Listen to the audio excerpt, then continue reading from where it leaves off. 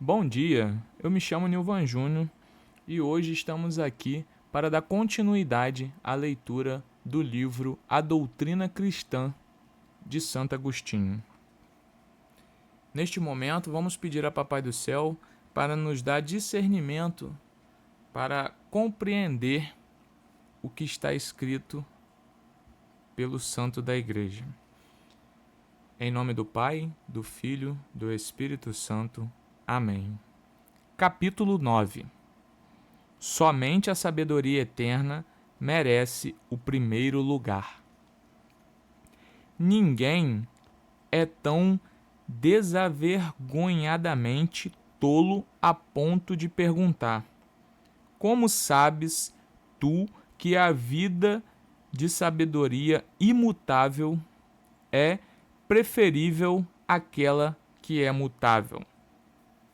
A própria capacidade de perceber o que é superior e de indagar porque já parte de uma verdade que está sempre diante de nós, firme e imutável.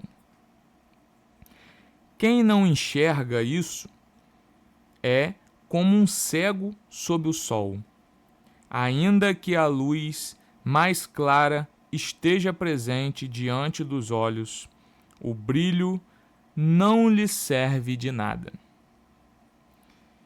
E quem vê, mas rejeita, faz isso porque sua mente está enfraquecida pelo hábito das sombras carnais e já não suporta a luz. Assim, pelos ventos contrários dos maus costumes, os homens são desviados do caminho que leva à sua verdadeira pátria e se voltam para os bens inferiores e transitórios.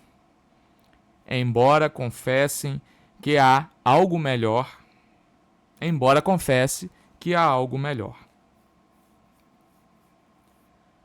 somente a sabedoria eterna merece o primeiro lugar. Nós temos que colocá-la em primeiro lugar na nossa vida. Para ver a Deus, capítulo 10, para ver a Deus é preciso que a alma se purifique. Portanto, se devemos fruir daquela verdade que vive de modo imutável, e nela habita o Deus uno em trindade, Criador e Autor de todas as coisas, o qual sabiamente governa tudo quanto criou. A alma precisa ser purificada, a fim de que possa contemplar essa luz e permanecer unida a ela.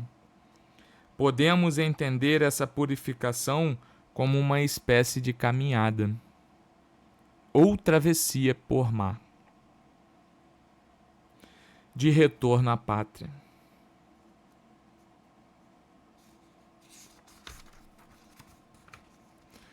Com efeito, não nos movemos em direção a Deus por deslocamento físico, já que Ele está presente em toda parte, mas pela reta intenção e pelos bons hábitos. Aqui tem uma referência aqui, né? Mas acredito que seja de um tratado, né?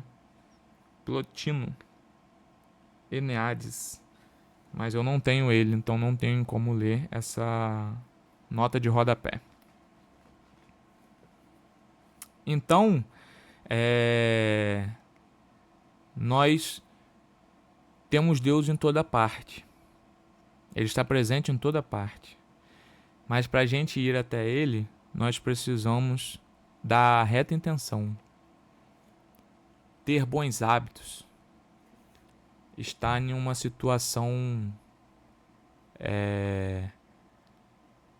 que nos aproxima mais e mais dele. Capítulo 11.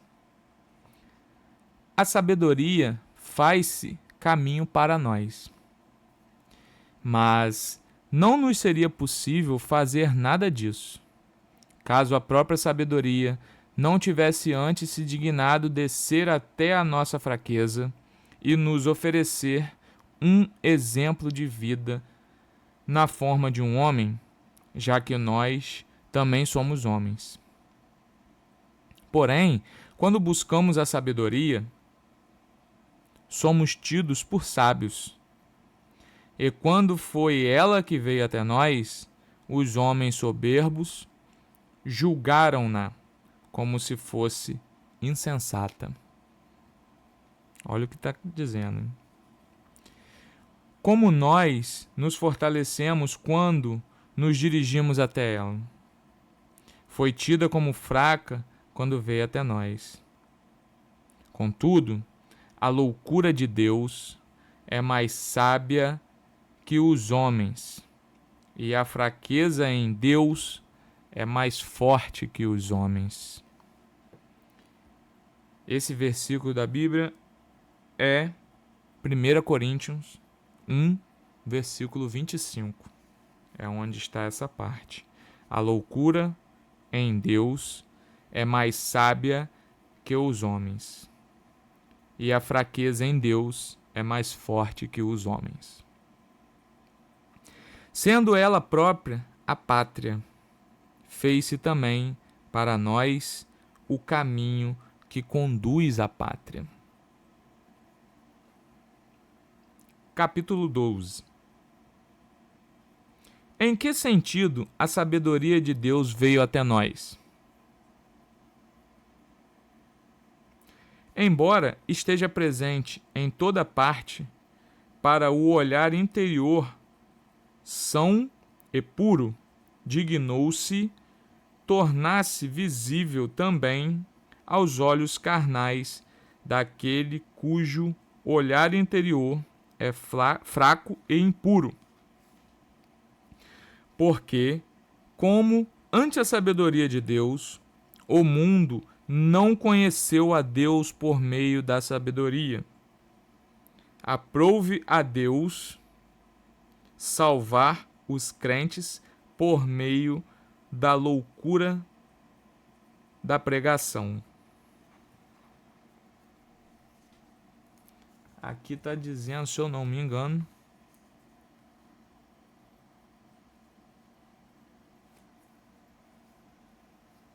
está referindo ao versículo 21. Deixa eu ver. Com efeito, visto que o mundo, por meio da sabedoria, não reconheceu a Deus na sabedoria de Deus, aprouve a Deus pela loucura da pregação salvar aqueles que creem. É isso mesmo. 1 Coríntios, versículo 21.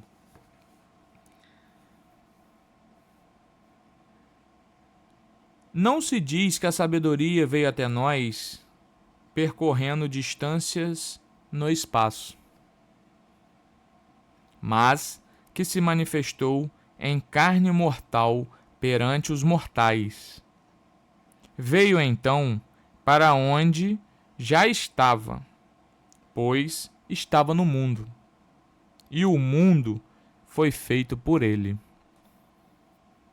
Mas, como os homens, tomados pelo desejo de fruir, preferindo a criatura ao próprio Criador, se conformaram a este mundo e foram, por isso, com toda propriedade, chamados pelo nome de mundo.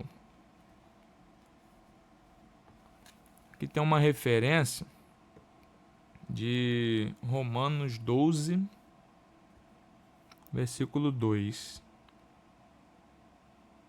Vamos ver o que diz.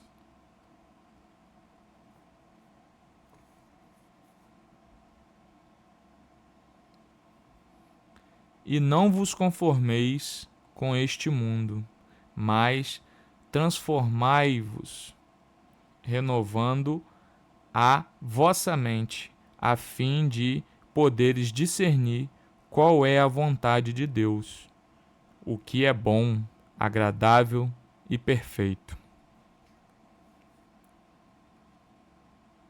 Continuando.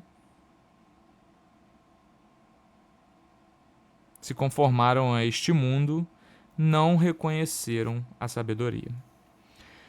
Por essa mesma razão, disse o evangelista, o mundo não o reconheceu.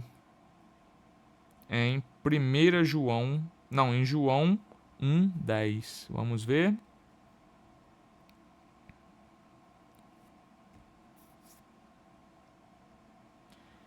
Ele estava no mundo, e o mundo foi feito por meio dele, mas o mundo não o reconheceu. E assim, a sabedoria de Deus, na sabedoria de Deus, o mundo não pôde conhecer a Deus por meio da sabedoria. Porque então veio, se já estava aqui, senão porque aprouve a Deus salvar os que creem por meio da loucura da pregação.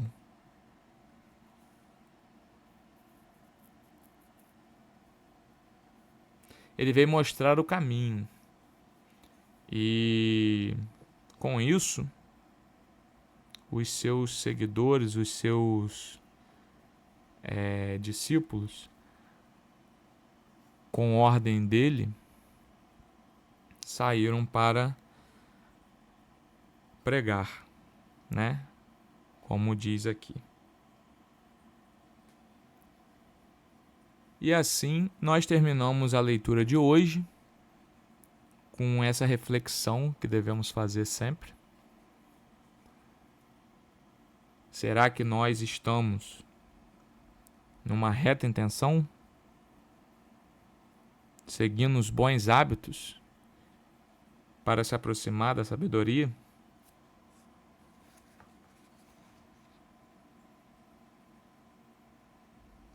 Será que estamos pregando como Jesus nos mandou?